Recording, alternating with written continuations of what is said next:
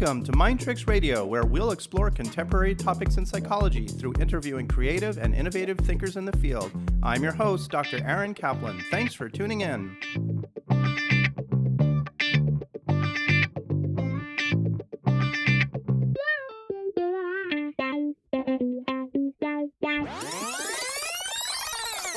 We're here today with Dr. Kyla Wahlstrom, a senior research fellow at the University of Minnesota. Her research work over the past 25 years has examined school and district leadership and the outcomes that result from educational policy initiatives. She has been researching later high school start times for the past 23 years, including her multi-year national study for the CDC. The results of that research were used by the American Academy of Pediatrics to form their national policy statement in 2014 about the need for later high school starting times across the U.S. Before becoming a researcher, she was a classroom teacher, a school principal, and a district administrator for 19 years. Kyla, welcome to the show. Thank you for having me. This is a really fun thing for us to be talking about. Me too, and I'm so excited to have you here. I was exposed to some of the research and work you've done by reading some of your articles, and was just really, really impressed with this important topic that you've been working on in your career for many years. And I just felt like I had to have you on the show here to talk about this because it's the kind of thing that just everybody needs to know about. It's so important. Mm-hmm. Thank you. You know, before we get started in this topic about teens and sleep, I wanted to just get to know you a little bit better, to ask you a bit more about your background personally and how you got drawn initially into this field of research and interest. So maybe you could talk a little bit about yourself and your background. Well, it's interesting in that my first 19 plus, almost 20 years of my work life was spent first as a classroom teacher, then a special education teacher, an elementary school principal, and finally a district office director of special education. And so my background is well grounded in the real world of work. I know how teachers think and how principals react to decisions and how district school boards make decisions or they don't make decisions. And that hasn't changed even after all these years. Kids are kids, teachers are teachers, and the dynamics among those groups of people are pretty similar over the years. So when I got my doctorate, I then started working at the University of Minnesota as a researcher and found that the whole notion of bringing research information into the schools was really an important role that I could play because I knew schools so well. And so as a consequence, was working at that time at the Center for Applied Research and Educational Improvement. And I stayed there for 26 years. Became the director ultimately, and really found that this has been a passion of mine because it's about the kids. This whole topic about teens and sleep is about the children, and we have to keep that at the absolute forefront of our thinking. Absolutely. And how did you come across this topic about teens and sleep? Well, it's very interesting how being open to new ideas and serendipity. When I was working at the Research Center at the University of Minnesota, because I had connections for all my years in the schools, I got a call from a school superintendent, that is the Edina, Minnesota school superintendent, whose school board had just decided to make the decision to change to a later start time. It turns out that the Minnesota Medical Association had sent a letter to all area superintendents because there was the new emerging research from Mary Carskadden and others at Brown University that, in fact, teens have a different sleep-wake cycle than adults. And Dr. Carskadden happened on this totally by accident because teens are coming into her lab with asthma and how much asthma affects teen sleep and quality. And when they started studying the teens' sleep patterns in the asthmatics, they found, they had a wholly different sleep pattern in terms of wake time, sleep time than the adults that they've been seeing. And so she started publishing on this. And so then this got to be shared at a medical meeting, and it was then transferred to the Edina School District School Board of Interest, and they decided to push back their starting time from 7:20 to 8:30. And I was called then by the superintendent at that time. They'd already made the decision to investigate the outcomes. So, and I have to tell you, Aaron, I was totally skeptical when I got the call. Mm-hmm. I thought, This just sounds like, come on, really? That sleep is affecting kids doing well in school? I mean, not that didn't seem to make sense, but later starting time didn't seem to make any sense to me at all. So I came in as a skeptic, to be honest. I think that most people, when they think about teens, they probably think, yeah, teens just don't get enough sleep. That's the problem. They just need to get to sleep earlier.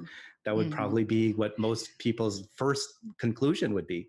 True. Either that or they're lazy and that they don't go to bed because they're busy socializing and especially getting up. And how difficult any parent who's raised a child and has to struggle with getting that child out of bed in the morning, especially at say 6 or 6:30 for a school start at 7:15, has experienced this more than likely. This is something that I went into totally without any bias at all. And the first year of the data collection I did in Edina schools was transformative. To a person, people would grab me in the hall and saying, "Are you the person that's investigating this later start stuff? I need to talk to you because my class is different. My first hour classes are totally different. They're better." The school nurse grabbed me and said, "I need to talk to you because we have fewer kids self-referring for stomach aches, headaches." Even the counselor said the kids are not self-referring for peer relationship problems. So it was to a person. And then the principal, when I interviewed the principal, he said, "Wow, we have a different school here because the tension is less in the cafeteria. There are less happenings with incidents in the hallways during passing time. And overall, it was just a remarkable change in their school, notable in the first month of school." Amazing. And so this was in Edina, and that's a school district in Minneapolis? Correct. It's a wealthy, and I'll get to in a minute why that's an important variable. It's a wealthy suburb outside of Minneapolis. Yes. Okay. And what year was this that you were doing that initial investigation of the data? 1996. Wow. So we're talking 24 years ago. Yeah. We'll get more into that as we go because there's been a whole lot of data that's been collected since then and a number of important studies. And I want to get a little bit into some of the technical aspects of the teen brain, the medical stuff too, that might explain some of this too.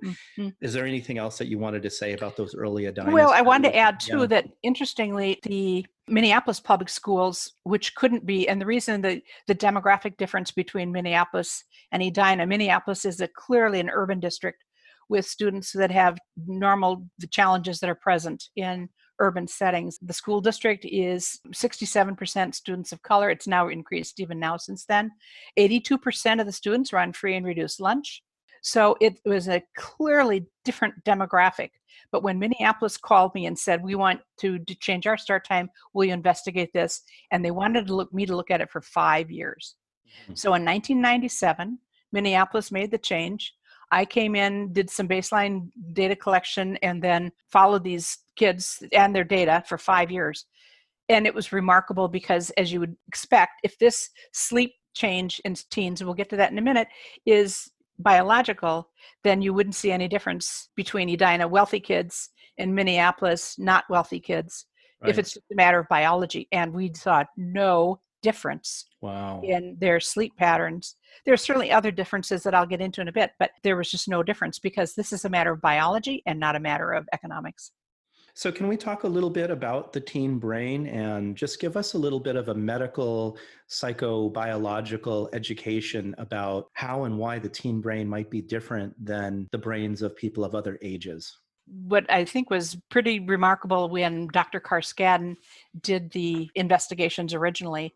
So the teen brain has been found to be different than preteens, children and adults, in that during puberty, the secretion of melatonin, which is the trigger for people to feel sleepy. In teens, the secretion doesn't begin until about 10:30 or 10:45.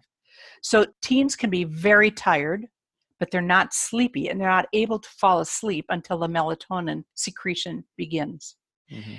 Consequently, and also the melatonin secretion continues until 8 in the morning. So that is about 9 hours and 15 minutes of time that the brain is being bathed with melatonin, and therefore the brain is in a sleep mode. So what's different then about the teen brain is those of us as adults and also pre-teenagers before puberty, our sleep-wake cycle is malleable. That's why adults can do shift work, and that's why little children can you can put them down for bed at 6 or 6:30 or 8 or 8:30, and they'll fall asleep because their brains are malleable and they can fall asleep whenever.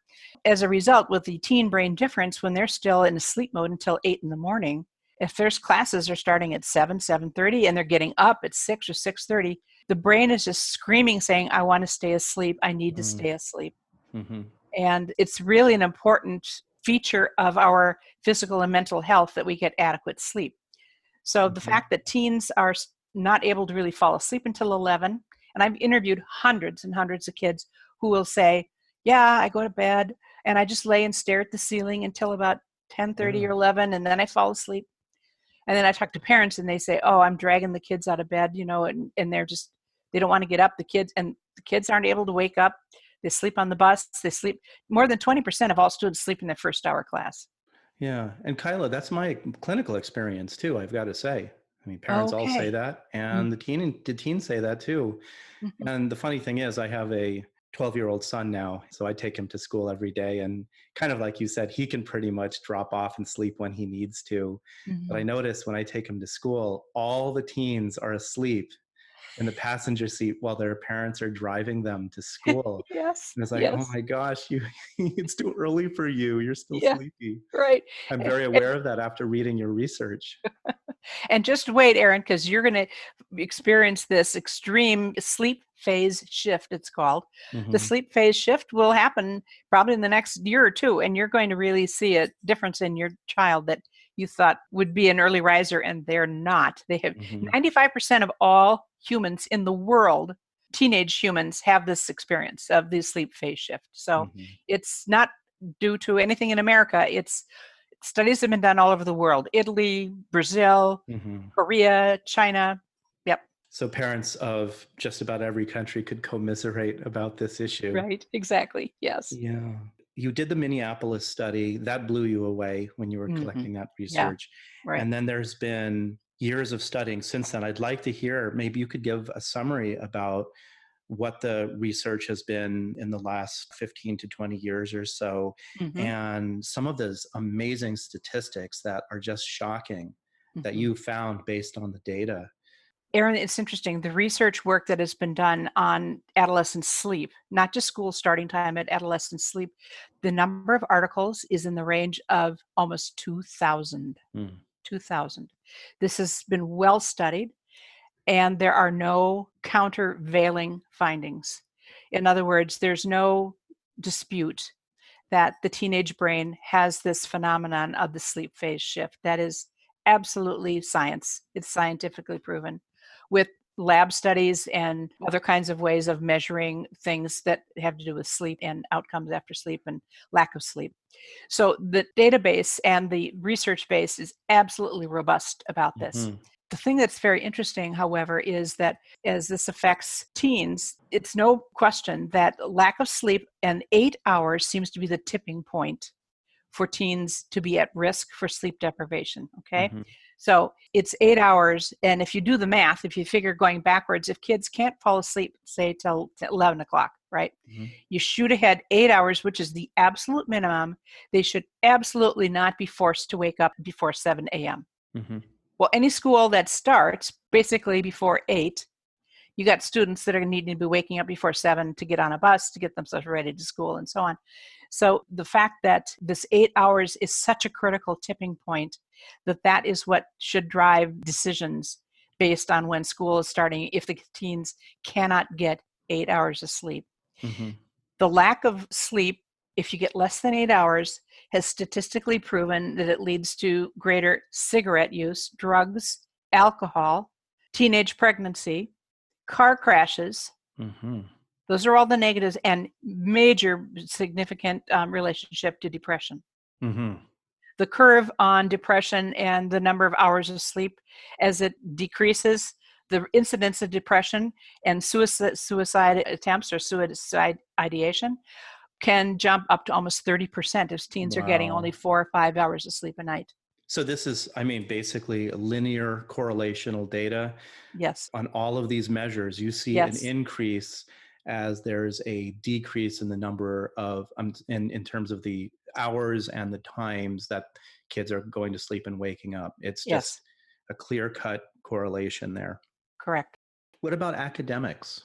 Well, for many years, the jury was out on that. The studies that I did in Minneapolis from 97 to 2002 showed clear trend lines that as students got more sleep, the grades improved. And also in Minneapolis, where the dropout rate at that time was 52% of all students in Minneapolis dropped out between grades 10 and 12. Wow. So the dropout rate was exceedingly bad. Mm. With the start time change, the improvement, because they went from 7:15 to 8:40, which is a big shift. Mhm. And the graduation rate, or the staying in school rate and the not leaving school, increased 5% every year that we looked at. So cumulatively over the 4 or 5 years, there was a 15% increase in graduation rate, just purely related to the start time.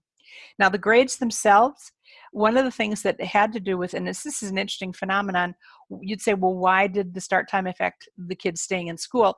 Well, in high school, it has to do with seat time and being present. And so if these kids, especially in the inner city, missed the bus, they had no way to get to school. Mhm. Maybe their parents would be at work, they'd miss the school bus, they had no way to get to school. So they would just stay home. And so they would have all these absences, and then they didn't earn the credits for the class. Mhm. At some point they realized, well, I'm not on track to graduate. I might as well just cut out of this game and I'm gone. So that's kind of the mechanism by which we discovered that the graduation rate improved. It's because the kids stayed in class and attended the first hours. They didn't miss those credits for graduation. Right. So now the academic performance in the study that I did for the Centers for Disease Control and Prevention from 2010 to 2014 clearly showed that there is a relationship. It's not causal, but there's a relationship between later start and improved academic performance. Mhm. I was in 5 different school districts and 8 high schools, and the school district that had the latest start, which was Jackson Hole, Wyoming, and that's actually quite a mixed, it's not an affluent suburb. You think it would be, or means Mhm. town, but it's not, because they have so many workers who work in the ski resorts and in the restaurants and so on. So it's a very racially mixed group, and it's a very economically mixed population. Their grades, performance in all core subject areas, that's English, math, social studies, and science, all had statistically significant improvement after 3 years. Wow. Wow. Yeah, that's incredible. Yep. You had mentioned that in some cases in Minneapolis, the later start time helped kids just get to school and they'd miss completely if they weren't waking up. Yep. I can see that a lot of these things impact each other. They're not getting good sleep, they're missing school, and they're drowsy, so they're getting into car crashes. They're irritable, so they get into fights Mm-hmm. and they drink alcohol to calm themselves down. I could see how a lot of these factors they interact with each other to just sort of like a downward spiral. It is. Yeah. Yeah. And in fact, the car crash data is remarkably scary but Hmm. positive for like Jackson Hole. The car crash rate for teenagers in those years that I studied them dropped 70%. Wow. 70% fewer car crashes. And car crashes is the leading cause of death among teenagers. Hmm. So car accidents. So if nothing else, those kids not only drive off the road because they fall asleep, but they drive into us as they fall asleep. So Yeah. it's pretty important that we do something that could keep them safe on the road, and all of us safe on the road too. Absolutely. That's incredible data. So the car crashes, you had mentioned about drugs and alcohol. What are the Yeah. findings there? Well, clearly there's a link there. And that linkage is interesting because it has to do with self-stimulation, number one. So because the kids who are sleep deprived, first off, they don't use their best judgment. And their choices that they make because they're sleep deprived, their executive function is a little bit compromised. Hmm. So they don't use good judgment in terms of deciding whether or not to, even with peer pressure, to use drugs, cigarettes, or alcohol. Hmm. And then, of course, alcohol and caffeine, they're perceived as stimulants. And so if they're sleepy, they'll make choices to drink or they drink caffeine just to compensate for Hmm. how they feel. If they feel lousy, they think that doing something like that is going to help them feel better. Hmm. The other thing that is important about the depression part of this is the people who study mental illness and mental health in labs with subjects and electrodes in the brains and all those kinds of things have found that sleep acts as a form of therapy, in that every single thing that happens to us during the day, our brain records. Mm-hmm. Every single thing. Even, and I give this example often if I'm speaking to a crowd. So let's say you're talking to somebody and a fire engine goes by the room and everybody hears the siren, but they block it out because they're listening to the talk. Okay, but your brain at night remembers that. Mm-hmm. And so what happens is during REM sleep, those bits of information that are totally unrelated to anything just get through. There's a washing of the brain with cerebral fluid every night. Those get washed out of the body as neurotoxins. But the things that get remembered, there is a core to every memory, and it has a affective tone to it. And as you sleep, whether you felt positive about that moment, let's say you took a math test and you did poorly, okay, you're going to remember feeling badly about getting a bad grade. So when you sleep, your bad feelings about that grade actually get pulled away. They get modulated. Mm-hmm. And you then wake up the next morning and you don't feel so bad about it. But if you don't get enough sleep, the feeling bad about it stays hooked on to that memory. Mm-hmm. And so as a result, people who don't get enough sleep actually have a lot of negative affective feelings retained because there hasn't been a chance to have it sort of modified and removed, if you will. Sure. And that makes perfect sense. And definitely good sleep patterns and sleep hygiene is a big part of our clinical practice. Mm-hmm. We're I always bet you checking on see that. sleep. Yeah. Yeah. At every age, of course, that's not unique to teens. The important Right. to have that good sleep, to be able to have the REM sleep and to process stuff that went on during the day, to have good dreaming and make sure the sleep architecture is in place. Mm-hmm. Again, with the teens not getting enough sleep, and because of the start and the waking time for them, that seems to really be affecting them. And you mentioned depression, of course, affective problems, and that's going to be correlated with suicide, which you said higher rates of suicide where you've noticed there's suicide attempts in the data. Yeah. Have you seen increase in anxiety disorders and other types of mental illness types of disorders? Yes, and it's a lot of it just has to do with a person's feeling of self-efficacy and the feelings of efficacy, like I can do this, I can cope with this, I can handle this, are much more strong when you've been well rested. And when you're not well rested, I think any of us, as we don't feel well rested, we feel easily defeated. Mm-hmm. And so the notion of efficacy gets really tied into the amount of sleep you get and how resilient you are. You know, teens by and large, they already are dealing with hormonal changes and everything else that makes them feel happy or sad about their peer relationships or their academics and so on. And they're so kind of volatile to begin with. And then a lack of sleep just exacerbates it. In fact, I often use this example when I talk to groups of parents saying, think about when your kids, when they were, say, like a 2-year-old, a 2.5-year-old toddler, and if you happen to go to the store maybe at 4:30 or 5 at the end of the day, they're tired. They don't cope well when you say no when they're reaching for the candy or the gum or whatever it is that they want, and they have a little outburst, a tantrum. Well, teenagers aren't going to have a tantrum like a 2-year-old, but they do tantrum in their own way. And they will give you a lot of feedback verbally about what a terrible parent you are. And also they don't cope well with their peers who seem to be maybe irritating them. So this whole notion about coping behavior when you're lacking sleep is seen in almost any age level, and it certainly sees itself in teens. But teens, because they're experimentally driven, I mean, that's what you do when you're a teenager, is you kind of try out life a little bit. And they make bad decisions in many cases. Yeah, and I imagine it must be really tough because here they are, they're trying to go to school and get to school, and they're really struggling. They're like, I'm not able to function the way I'm expected to function right now. I can't do it. It must be a feeling of helplessness that they may have. Yes. And being told, pay attention, get with the program. What's your problem? Stop being so lazy. You got to do your work. Yep. And they're like, I want to, but I can't. I'm having a hard time with this. That's right. That's Yeah. right. And teens articulate that. A 2-year-old just screams and hollers and kicks their feet. but in a sense, it's the same kind of reaction.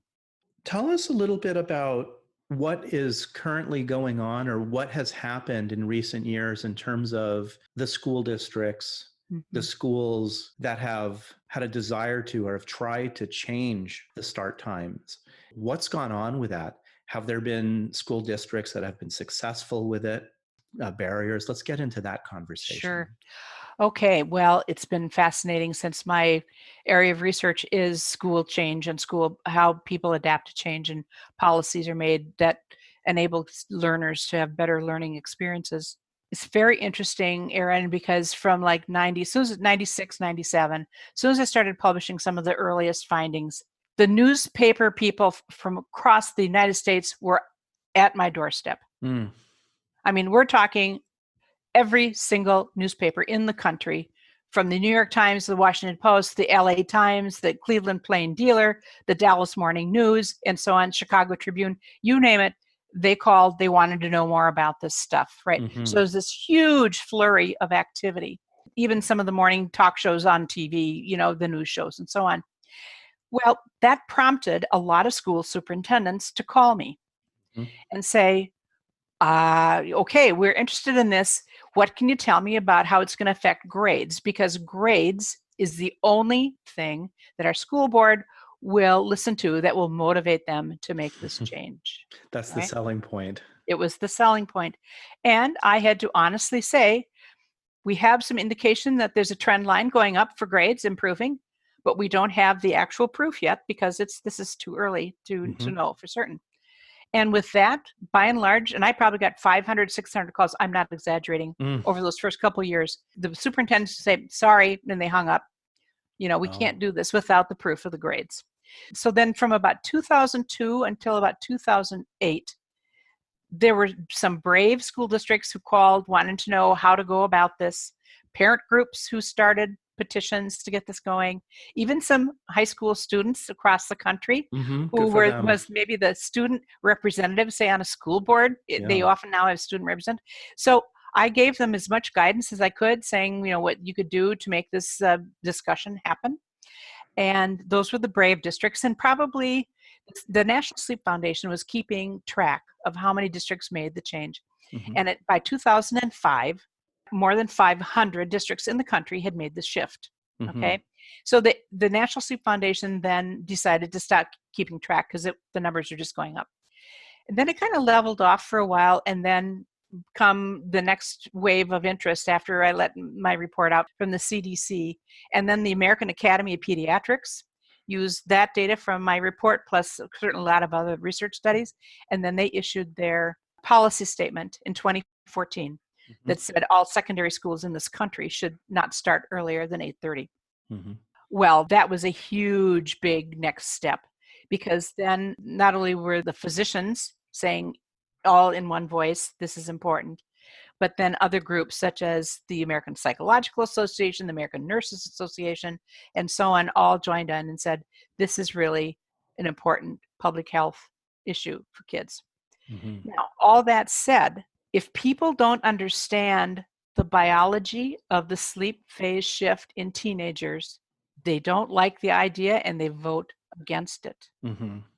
So the number one thing that I've had to deal with and talk with groups of people is you have to have public education about how teens sleep is different than pre-teenagers and adults. I think that's super important, because I think it might be easy for a naysayer to say, the teens, they just like to stay up later. They're on their social media. They are procrastinating with their homework and then they get it done later, just giving in to them. Like, why should they have to get to wake up later than everybody else? Yes. But this is a biological issue. Yes, it is. And you're absolutely right. And it's interesting. I've done a number of call-in shows like for National Public Radio and so on. And invariably somebody will call and say, well, this is just a bunch of mollycoddling these lazy teenagers and so on. And then I might say to the caller, well, that the teens have no control over this when they feel sleepy. And invariably somebody will go, oh, really? I didn't know that. Right? Yeah. So this whole notion of educating, and even educating the pediatricians. I have many friends now in the medical field that look at the medical curriculum, and there's very little on sleep, but almost nothing specific to teenage sleep. Mm-hmm. So the pediatricians early on hadn't heard of this either, if they weren't going to some of these meetings or reading some of the literature. So the whole notion of public education is really important for this. Yeah. And it sounds to me like you mentioned that the American Pediatric Association has supported these findings. They agree with, you think you said 8:30 a.m. is the ideal. Yes. Did you just say 8:30 is the ideal That's start time? that's what they concluded. It is the sweet spot because, and we can get into this because this has to do with other aspects of the teenage high school life. That is sports, Yeah. extracurricular activities, and so on. And those are all really important. And if you start any really much later than 9 o'clock, the law usually is that the student has to be in school for 6.5 hours a day. Mm-hmm. Okay. So again, you have to do the math, and then you have to allow for lunch and passing time between classes and so on. And all of a sudden, if you are dismissing your high schools much past 4 p.m., it totally messes up sports and extracurriculars. So 8:30 is sort of the sweet spot. It would be better if it were 9 o'clock, but there's a reality also that we have to address, that is other activities also have to take place. So how have school districts managed that? There's the concern about after-school sports, extracurricular activities, and also just transportation and scheduling with family and other kids. So tell us a little bit about these challenges and what's been done. First off, to begin with, those are real challenges. You can't say that's not a challenge, because they are. It's childcare, after school childcare, it's transportation schedules, sports schedules, students being let go in their 6th or last hour of class to be part of a traveling sports team or whatever. That's all real. And so to address those problems is what a community can do to make this work. And every community is different. So there's not a one size in terms of how you do the transportation or the childcare, how that all works. But districts which have really spent the time to talk to their community members, some districts have put in after school childcare in each elementary building. Now, they have to have some kind of accommodations made for classroom space and all that stuff to happen. They might have a sliding fee scale that allows parents to afford this or not. In terms of transportation, sometimes they've done mixed age busing now. Instead of just doing all elementary kids at one time, all high school, they have mixed age busing. So you send the bus out into a neighborhood and you pick up all kids K-12 like they do in the rural districts every day.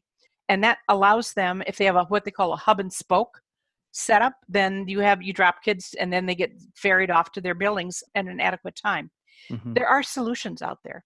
But to stop the discussion by saying, well, this will never work because, we're a championship team and we don't want to disrupt our winning ways and so on.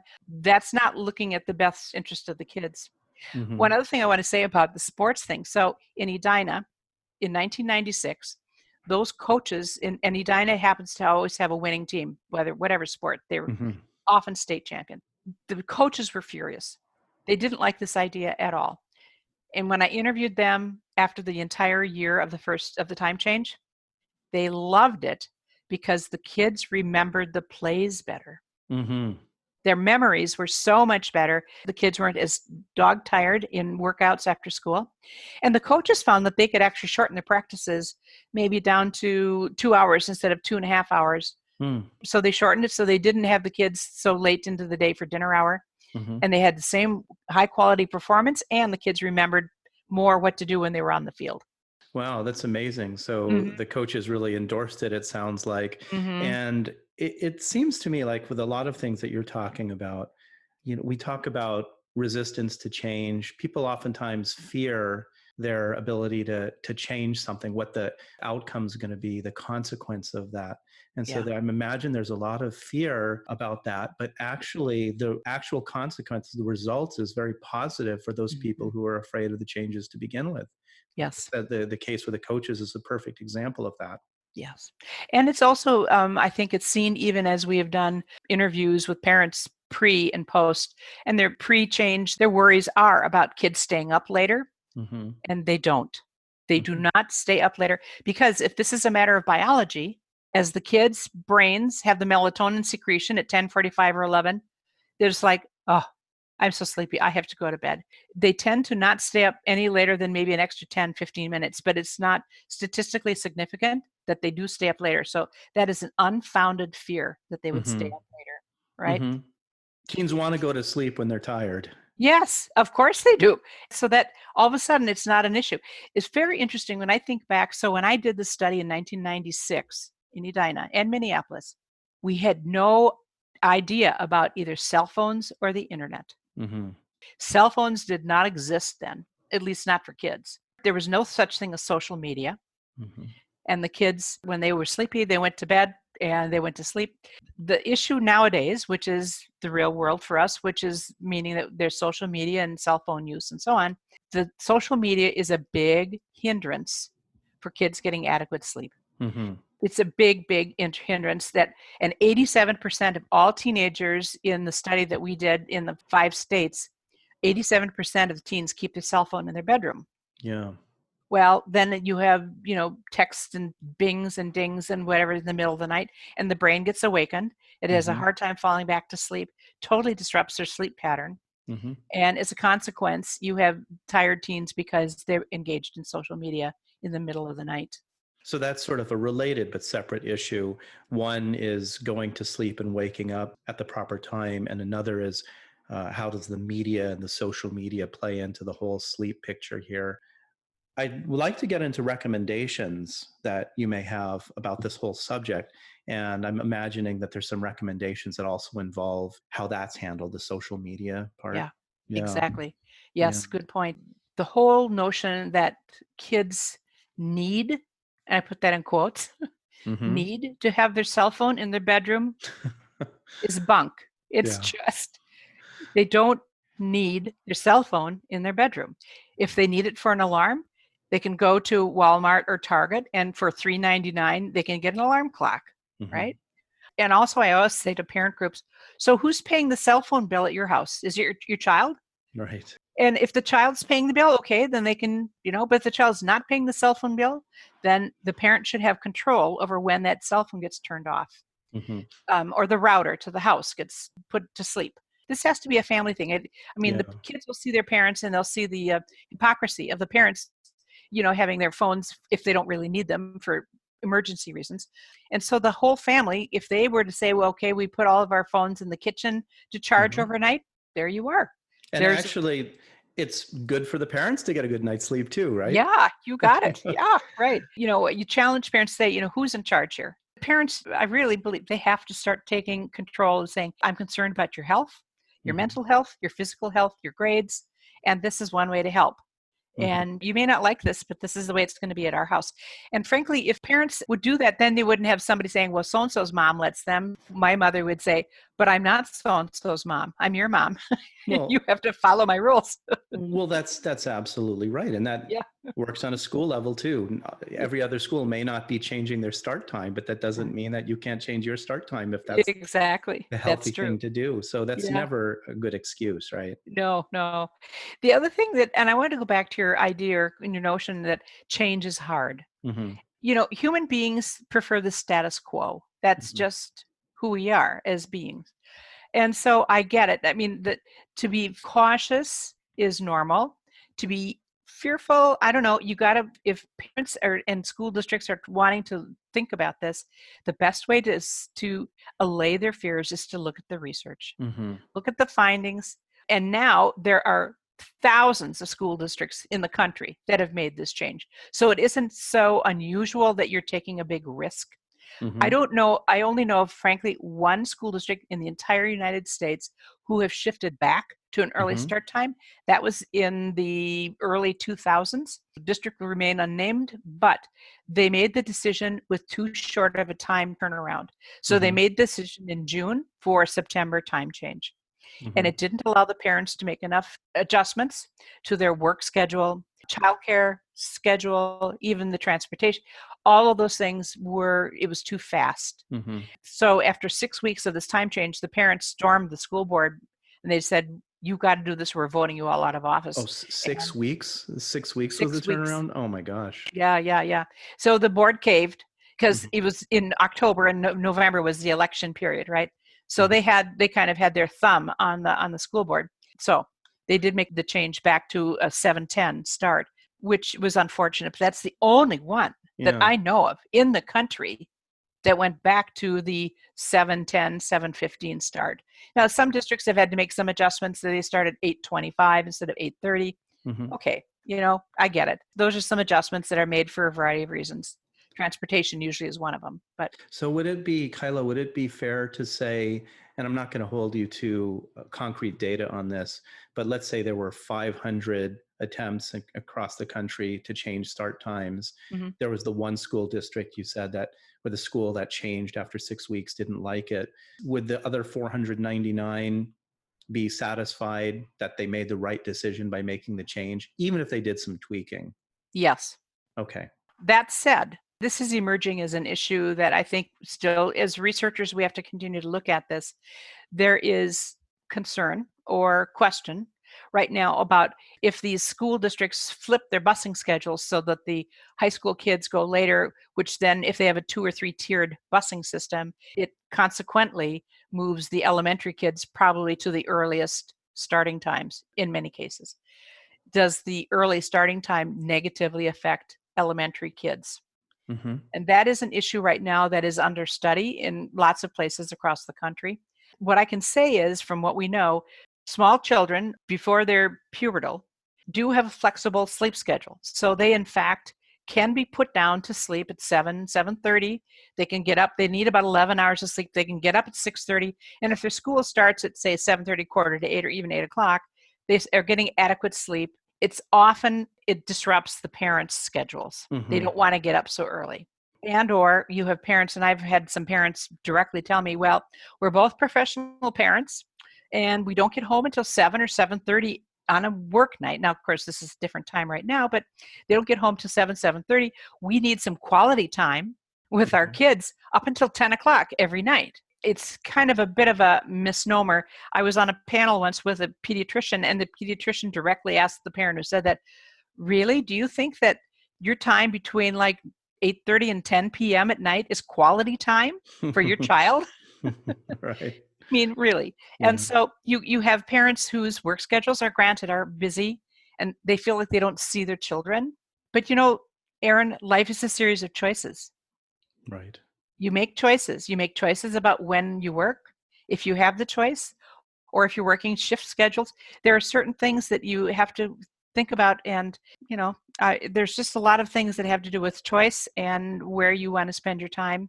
Kyla, I agree completely with that. And the bottom line here is the data and the research is just so overwhelming that if one is going to make a choice, one would really want to consider how important the data is on these various measures that impact teens with their sleep schedule. And their health. Yeah, of course, yeah. That's exactly it. If everybody who's looking at this as an issue puts it in the framework of what is best for my child's health, not for me as a parent, not for the school district and the bus schedule, not for after school sports. It didn't affect participation rates. We found that there was no decrease in sports participation, no decrease in after school employment on the part of the teenagers. Those were unfounded worries that did not ever materialize.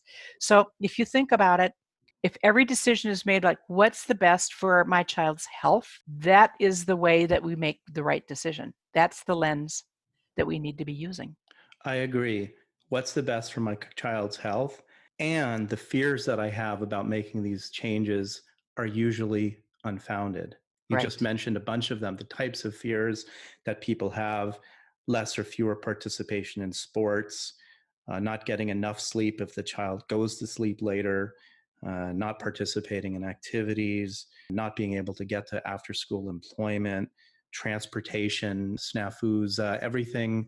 Those things seem to be able to be managed and worked out. That's Yes, what you have found. It's that's right. amazing, amazing. Yes. Hmm. Yeah.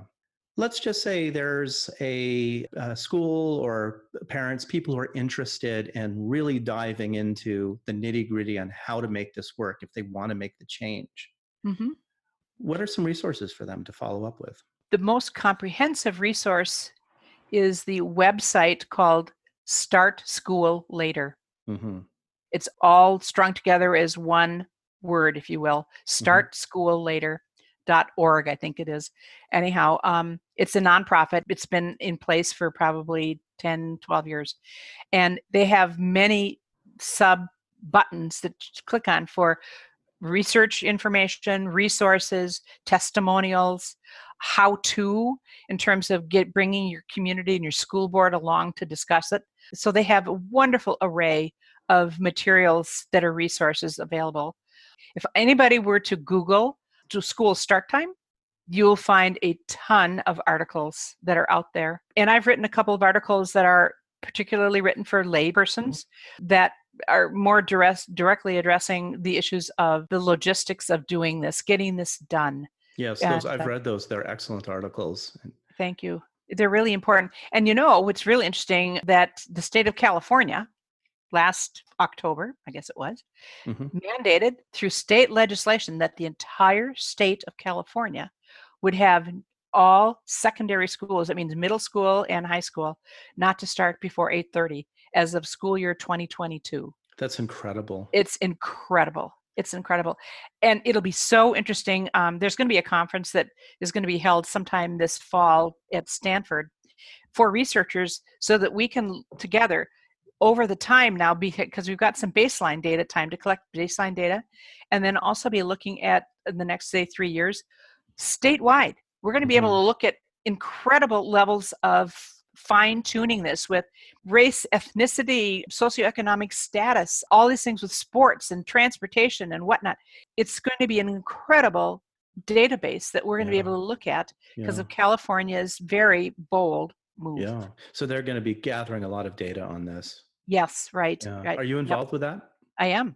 Yeah. What's your role in that research?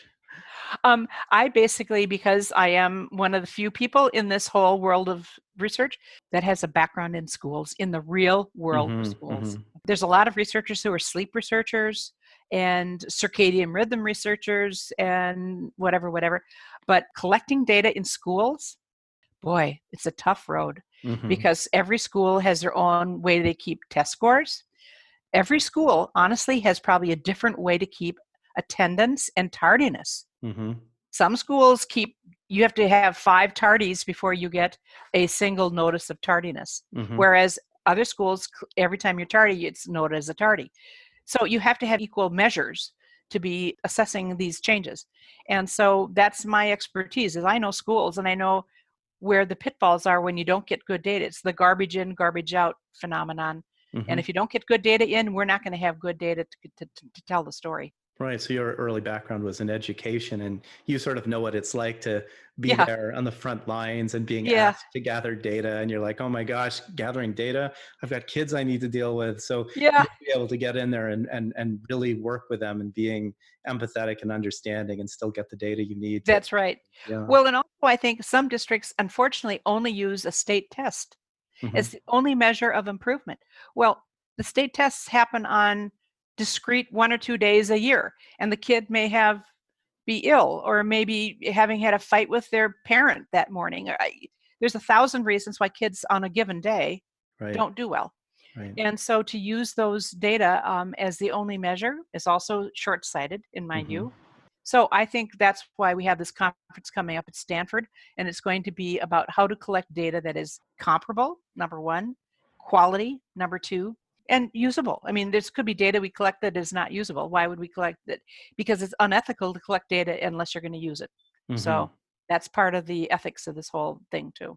That's really exciting, and I can't wait to hear how that all goes in the coming years. And this is going to be implemented in California, you said 2022? Yes, as of the fall of 2022. Great. Kyla, any final thoughts or insights or advice that we haven't covered today that you think would be critical for us to know about on this subject?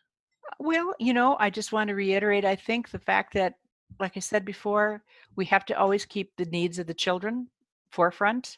They're our future. And if we have kids that are risking their health, even as teenagers and moving into adulthood with poor choices, it's affecting us. It will in generations to come. So this is something that is no small thing. It is not about teenagers being the word obstreperous. They're not being obstreperous. They're not being difficult. They're being teenagers who have a biological drive to not fall asleep until 11 and not wake up until 8. And if people just understand that, I think we make good decisions based on that knowledge. Absolutely. I couldn't agree more. And most importantly, the research findings completely support that. So it's Yeah, a slam dunk. yeah, yeah, it is. Kyla, thank you so much for coming on and being on the show today. It was a pleasure speaking with you. Aaron, it's always a pleasure to talk with this very important topic in mind, and I appreciate your contacting me to have this discussion.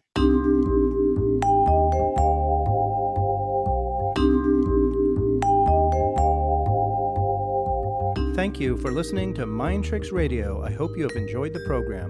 For more information about Mind Tricks, please go to my website, www.waikikihealth.com. Please be sure to subscribe to Mind Tricks podcast and accompanying blog to be notified of new episodes of Mind Tricks. Please be sure to follow Mind Tricks on Facebook by following and liking posts by myself, your host, Dr. Aaron Kaplan.